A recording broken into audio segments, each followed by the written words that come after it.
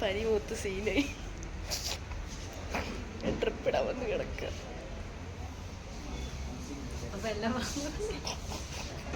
നാളെ ഞാൻ ഫ്ലൈറ്റ് കയറി എത്തിയാലെത്തി.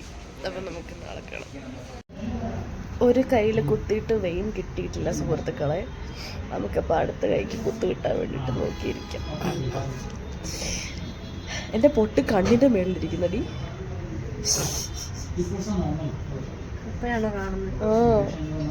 എത്ര നേരം അവിടെ ഇരിക്കുകയായിരുന്നു. ഇങ്ങനെ പനി ബാധിച്ചിട്ട് ഞാൻ ഡ്രിപ്സ് ഇടാണ് ഗൈസ്. കാര്യം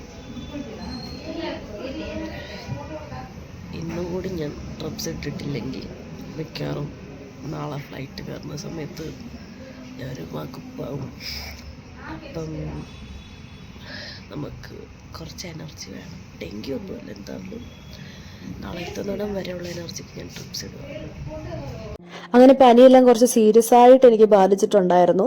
അതുകൊണ്ടാണ് എനിക്ക് അടുപ്പിച്ചടുപ്പിച്ച് വീഡിയോസും കാര്യങ്ങളും ഒന്നും അപ്ലോഡ് ചെയ്യാൻ പറ്റാതിരുന്നത്. പിന്നെ ഫുഡെല്ലാം കഴിച്ച് നേരെ റൂമിൽ പോയി പാക്കിംഗ് എല്ലാം ചെയ്ത് കിടന്നുറങ്ങി എണീച്ച് രാവിലെ കോളേജിൽ പോയി. വൈകുന്നേരം നേരെ റൂമിലോട്ട് വന്ന് ബാഗും പാക്ക് ചെയ്ത് പുറത്തോട്ട് ഇറങ്ങിയപ്പോഴത്തേക്കും നല്ല പെരും മഴ. 4:45 ഫ്ലൈറ്റ് ആയിരുന്നു വേണ്ടത്. ഞാൻ 2:30 ഇറങ്ങുന്നത്. ഏകദേശം 3 മണിക്ക് അല്ലെങ്കിൽ 3:30 മാക്സിമം ഞാൻ അവിടെ എത്തണം. എങ്ങനെയോ ഓടിപ്പിടിച്ച് വണ്ടിയൊക്കെ എടുത്ത് ഞാൻ പെട്ടെന്ന് ഇറങ്ങി. ഇപ്പം ഞാൻ എയർപോർട്ടിലേക്ക് പൊയ്ക്കൊണ്ടിരിക്കുകയാണ്. ഓരോ ട്രാഫിക് വരുമ്പോഴും എനിക്ക് നെഞ്ചിൽ തീ കത്തുകയാണ്. കാര്യം ടൈമിന് എത്തിയില്ലെങ്കിൽ പിന്നെ അത് ആകെ മൊത്തത്തിൽ പ്രശ്നമാവില്ല. നമുക്ക് ഫ്ലൈറ്റ് മിസ് ചെയ്ത് കഴിഞ്ഞാൽ പിന്നെ അതൊരു വൻ നഷ്ടമായിരിക്കും. അങ്ങനെ പോകെ എനിക്ക് ശ്വാസം നേരെ പിടിച്ചെത്താനുള്ളൊരു സാഹചര്യം എത്തിയിട്ടുണ്ട്. കാര്യം ഞാൻ ടെർമിനൽ 2 ബോർഡ് കണ്ടു. നമ്മുടെ ടെർമിനൽ 2 ഞാൻ എത്തിയിരിക്കുകയാണ്. ഇപ്പോൾ ഇനി നേരെ കയറുക. ഞാനങ്ങനെ എയർപോർട്ടിൻ്റെ അകത്തെത്തി. എൻ്റെ ബോർഡിംഗ് പാസും കാര്യങ്ങളൊക്കെ കിട്ടി. അധികം വ്ലോഗ് ഇരുന്ന് നാണങ്ങടാൻ ഞാൻ നിൽക്കുന്നില്ല. നമുക്കപ്പം വേറെ അടുപ്പിച്ചാണ്. ഫ്ലൈറ്റിൽ കയറി നമുക്കിനി കൊച്ചിയിൽ ചെന്നാകണം. അവിടെ പപ്പ മമ്മി എന്താണെങ്കിലും എനിക്ക് എയർപോർട്ടിൽ തന്നെ വെയിറ്റ് ചെയ്യുന്നുണ്ടാവും. എന്നിട്ട് നമുക്ക് നാളത്തെ സ്പെഷ്യൽ ഡേക്ക് വേണ്ടിയിട്ടുള്ള ബാക്കി തയ്യാറെടുപ്പുകൾ ചെയ്യണം. I am so excited. ഇന്ന് 30-ാം തീയതിയാണ്, അതും ഒക്ടോബർ 30. നാളെ ദീപാവലിയാണ്. ഒട്ടുമിക്ക എല്ലാവർക്കും അറിയാൻ തോന്നും. ഈ സമയപ്പോഴത്തേക്കും ചെറുതായിട്ട് നമുക്ക് എയർപോർട്ട്സിനെതിരെ ഒരു ഭീഷണി കേട്ടിട്ടുണ്ടായിരുന്നത് ബോംബ് ഭീഷണിയാണ്. എന്താണെങ്കിലും രണ്ടും കൽപ്പിച്ച് ഞാൻ എൻ്റെ ഫ്ലൈറ്റ് ബോർഡ് ചെയ്തു.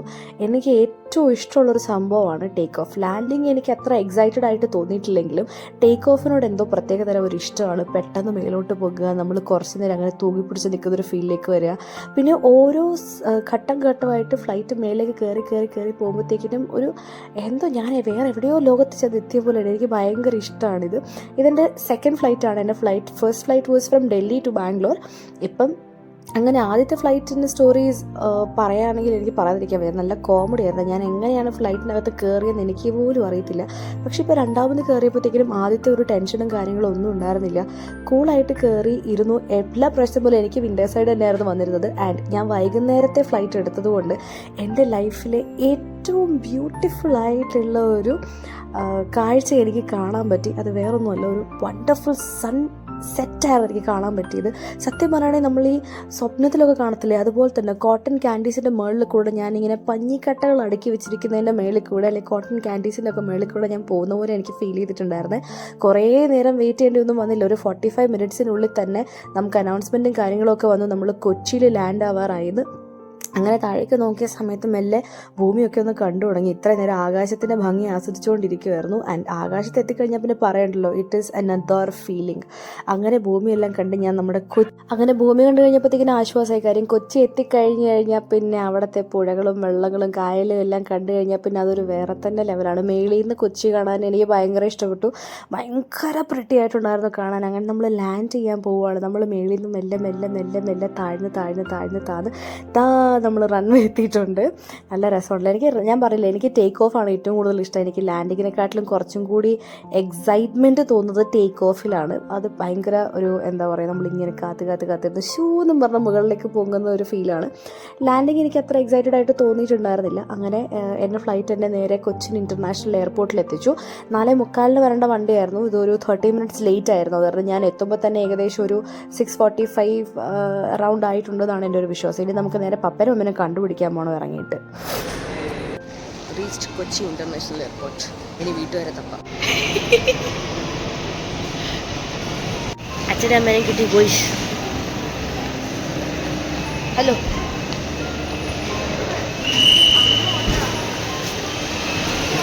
ഇതൊരു മാൻഡേറ്ററി ഷോട്ടാണ്. കാര്യം ഞാൻ എൻ്റെ ലൈഫിൽ ഫസ്റ്റ് ടൈമാണ് ഞാൻ കൊച്ചിൻ ഇൻ്റർനാഷണൽ എയർപോർട്ടിൽ വന്ന് ഇറങ്ങുന്നത്. നമ്മൾ അവിടുന്ന് നേരെ കാറിലോട്ട് കയറി നമ്മൾ കാർ നേരെ സൈഡാക്കാൻ പോവാണ്. പെട്ടെന്ന് തന്നെ. കാര്യം എന്താണെന്ന് വെച്ചാൽ ഞാൻ ഭക്ഷണമായിട്ട് ഒന്നും കഴിച്ചിട്ടില്ല.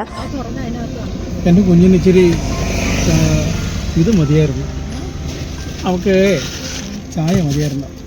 എടുക്കാൻ വേണ്ടി വന്നതാണ് ഗോയ്സ്. എൻ്റെ ചെവി രണ്ടും അടഞ്ഞിട്ട് എനിക്ക് വേദന എടുത്തിട്ട് ചെവി അടഞ്ഞെനിക്കൊന്നും കേൾക്കുന്നില്ല. ഇപ്പുറത്തെ ചെവി തുറന്നു വരുന്നത്. നാളെ ദീപാവലി ആയതുകൊണ്ട് തന്നെ നമ്മുടെ ലുലു മോളിൻ്റെ അകത്ത് അതിൻ്റെ അകത്തുള്ള അടിപൊളി സംഭവങ്ങളും സെറ്റപ്പുകളും ഒക്കെ സെറ്റ് ചെയ്തിട്ടുണ്ടായിരുന്നു. സ്റ്റോൾസും കാര്യങ്ങളൊക്കെ. ലുലു മോൾ ഈസ് ഓൾവേസ് പ്രിറ്റി, എല്ലാവർക്കും അറിയാലോ. ലുലു മോളിൽ ചെല്ലുമ്പോൾ തന്നെ വേറെ തന്നെ ഒരു വൈബാണ്. ഞങ്ങൾ ആക്ച്വലി ഒരു ഗിഫ്റ്റ് എടുക്കാൻ വേണ്ടിയിട്ട് വന്നതാണ് നാളത്തെ സ്പെഷ്യൽ ഡേക്ക് വേണ്ടിയിട്ട്. പക്ഷെ ഞങ്ങൾ പ്രതീക്ഷിച്ച പോലെ, ടു ബി വെരി ഫ്രാങ്ക്, ഞങ്ങൾ പ്രതീക്ഷിച്ച ഗിഫ്റ്റ് ഞങ്ങൾക്ക് ആക്ച്വലി അവിടെ കിട്ടിയിട്ടുണ്ടായിരുന്നില്ല. ആക്രമണത്തിന് ശേഷം ഇപ്പോൾ തന്നെ ചെവി അടഞ്ഞിരിക്കുക. ഹോട്ടലിൽ എത്തിയിട്ട് ഇനി ഒന്നും നോക്കാറില്ല, കയറി ചെല്ലൊക്കെ നോക്കാം. ബാക്കി നാളെ.